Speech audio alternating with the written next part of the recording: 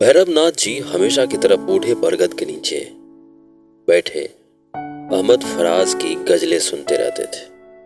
अगर आंखें नम हो जाती थीं तो पोंछ लेते थे। आते जाते लोगों को देखा करते थे।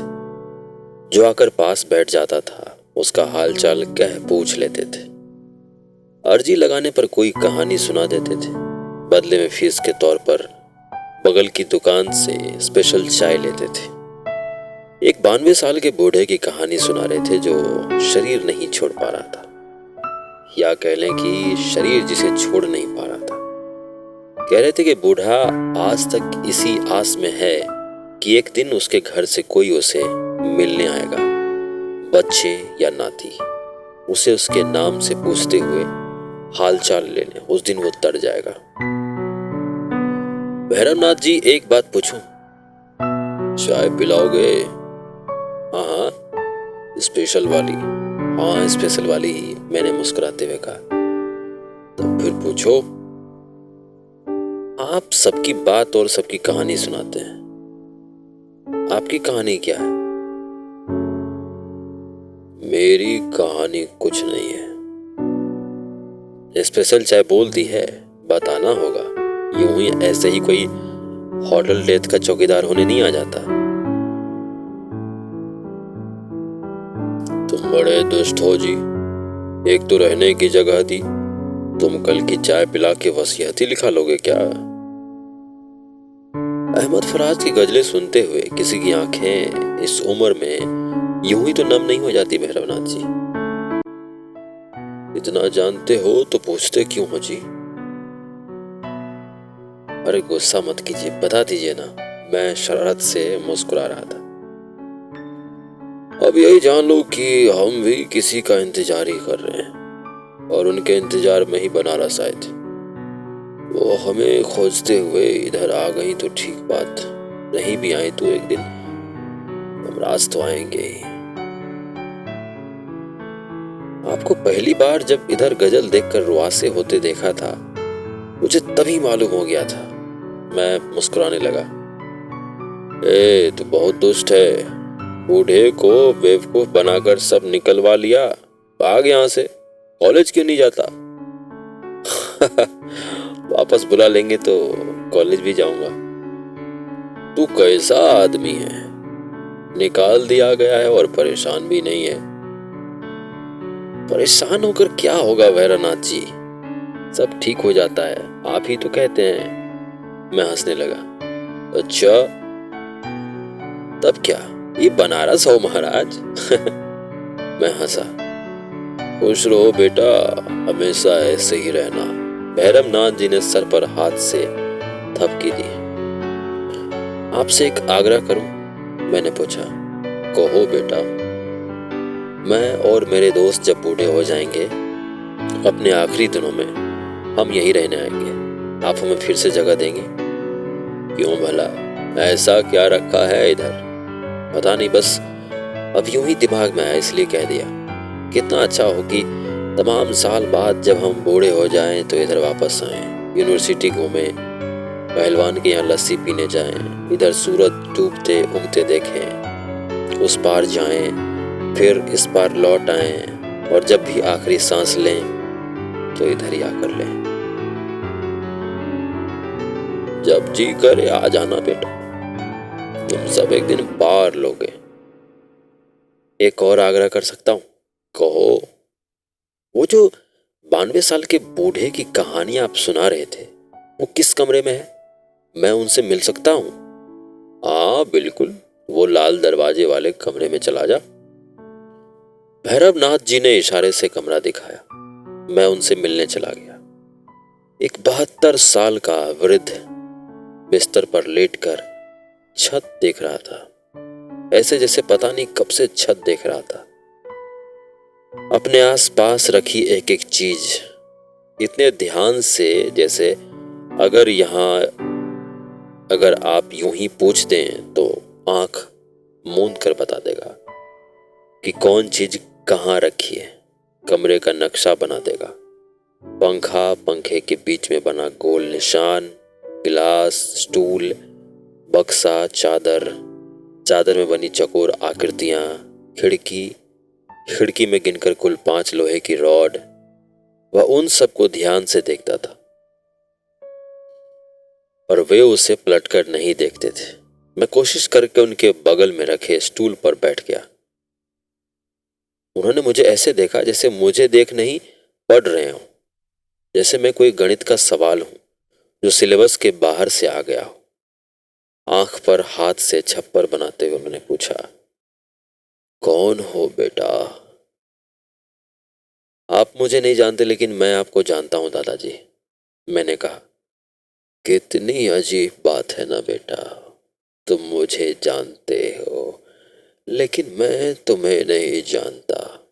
जिन लोगों को मैं जानता हूं वो लोग मुझे नहीं जानते। हैरानी की बात है ना। उन्होंने इतने सधे लफ्जों में कहा जैसे अरसे से पता था कि कोई कमरे पर आएगा तो यही कहेंगे। हैरानी की बात तो है दादाजी, पर क्या फर्क पड़ता है। चलिए ना, आपको घाट घुमा कर लाता हूं, आपको भूंजा खिलाता हूं, मैंने प्रेम से कहा। अरे मेरे दांत कहाँ है बेटा? वे हंसे। हंसने में कोशिश साफ दिखाई दे रही थी। तो चलिए आलू की चाट खिलाता हूं, आलू मिस के बना देगा, अच्छा लगेगा।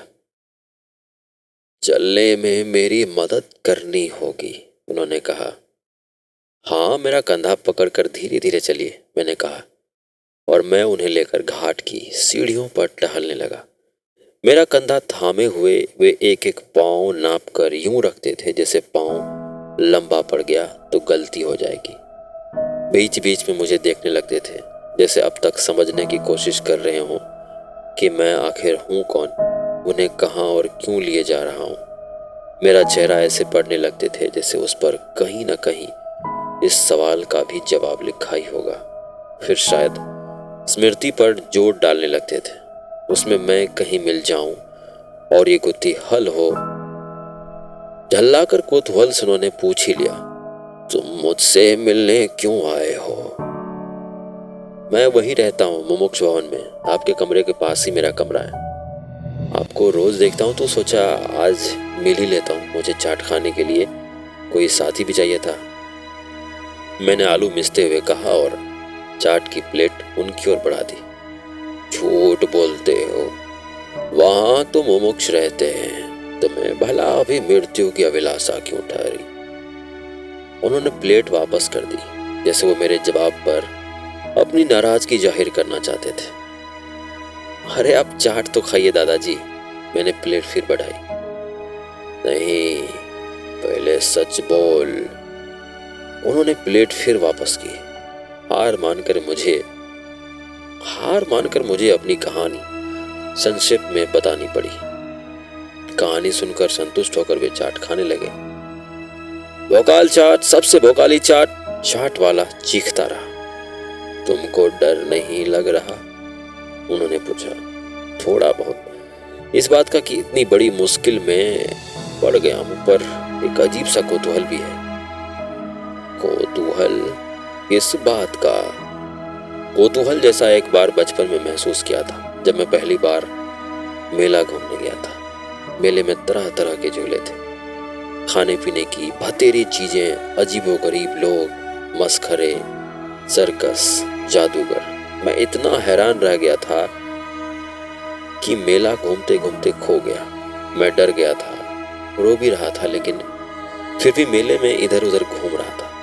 मैं पूरा मेला देख लेना चाहता था, जो कुछ भी रह गया था। जब घर वालों ने मुझे खोजा तो बहुत पिटाई हुई और हिदायत दी गई कि दोबारा कभी मेले में नहीं जाना।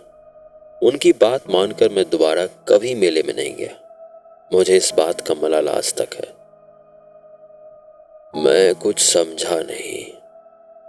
कॉलेज आया तो पता नहीं क्यों मुझे ऐसा लगा कि मैं उसी हसीन से मेले में दोबारा घूमने आ गया और मेरा मलाल दूर हो गया। बेटा तुम क्या कहते हो? मुझे कुछ समझ नहीं आता। मेरे पापा को भी कुछ नहीं समझ में आता दादाजी। मैं जोर से हंसने लगा। भैया दादाजी के लिए एक टमाटर चाट और बना दो, मैंने चाट वाले से कहा। घाट की सीढ़ियों पर बच्चे क्रिकेट खेल रहे थे। कुछ लड़के पतंग उड़ा रहे थे, कुछ पतंग लूट रहे थे। अधिकतर गंगा पर आरती करने वाले पंडितों के बच्चे थे। चोटी धोती संभालते क्रिकेट खेल रहे थे। उनमें से एक फील्डिंग करते हुए दौड़ते दौड़ते गेंद खोजते बरगद तक आ गया। ए गुरु, इधर गेंद आई है क्या? ना, इधर नहीं आई। इधर ही आई है, हम देखे थे। इधर नहीं आई छोटे पंडित जी, ससुर गेंद भिड़ा लिए हो, दो। अरे गजब बात है, गेंद नहीं आई इधर, दो। बोला ना गेंद नहीं आई इधर, भोसड़ी के। पंडित जी गाली देते हैं। मेरी हंसी छूट गई। तो का तोहार आरती उतारब? चोर सरऊ, गेंद देवा कि नहीं देवा हमारी? गेंद एक शर्त पर दूंगा। कहा रे? ये बताओ कि तुम पंडित जी होकर गाली क्यों देते हो? और गाली देते देते क्रिकेट खेलते खेलते पतंग लूटते लूटते छोटे से बउआ जी तुम पंडित कैसे बन गए? मैं जोर से हंस रहा था। ए भाग बकलूल, बाऊ आरती करते हैं, बोले तुम भी करो तो हम करते हैं। चोर सरऊ गेंद भिड़ा लेहिस और ज्ञान फैल रहे हैं। वह मुझे गाली देता हुआ भाग गया। मैं उसे देर तक देखता रहा। थोड़ी देर में मैच खत्म हो गया, अंधेरा होने लगा, आरती का टाइम हो गया और वो आरती के लिए थाली सजाने लगा। मेरी इच्छा हुई कि जाकर उसे और बातें करूं, लेकिन फटाफट गंगा आरती की तैयारी कर रहा था। साथ में उसके पिता रहे होंगे शायद, और रुई का गट्ठा दे रहे थे और लड़का उसको फाड़कर मोटी मोटी बत्तियां बना रहा था। वो इतना चंचल था कि कहीं से भी इस सब का हिस्सा नहीं लग रहा था। ऐसे उछल मचक रहा था जैसे प्रेशर कुकर की सीटी। इस पूरे सेटअप में अगर कहीं कोई चीज एलियन लग रही थी तो वह उस लड़के की मौजूदगी थी। लोग आरती की तैयारी होते देख आसपास इकट्ठा होने लगे थे। वह भीड़ के उस पार कुछ और खोज रहा था। तखत के नीचे उसका क्रिकेट का बल्ला रखा हुआ था, जिसे वह 2 बार चेक कर चुका था, कहीं वो भीड़ में गुम ना हो गया हो। पिता उसे बार बार डांट रहे थे बाती जल्दी से बनाने के लिए। आसपास खड़े लोग हाथ जोड़कर बैठे थे। वे आरती शुरू होने का इंतजार कर रहे थे, लड़का आरती खत्म होने का। आरती जैसे ही खत्म हुई वह बैट लेकर भागा। पिता ने डांट कर वापस बुला लिया, आदेश दिया कि सबको आरती देकर आओ। वह दिया लिए खड़ा रहा, हथेली धरकर आंच लेते और उसकी उजास अपने चेहरे पर मल लेते, मन ही मन कुछ प्रार्थना करते। मैं भी आगे बढ़ा। मैं बॉल नहीं दूंगा, मेरे पास ही है, मैंने मुस्कुराते हुए कहा। ससुर बकलोल दे गेंद, उसने बाकियों से नजर और कान बचाते हुए कहा। एक शर्त पर। के शर्त रे? तुम ये पंडिताई छोड़ दो, स्कूल जाया करो पढ़ने। मैं सुसवाही में बच्चों को पढ़ाता हूँ, मैं तुमको बिना फीस के पढ़ा दूंगा। ये जब भाग यहाँ से तुम्हारे पिता से कह दूंगा कि तुम गाली देते हो। मैं हंसा। भाव तो खुद ही गाली देते हैं। वो जोर से हंसा।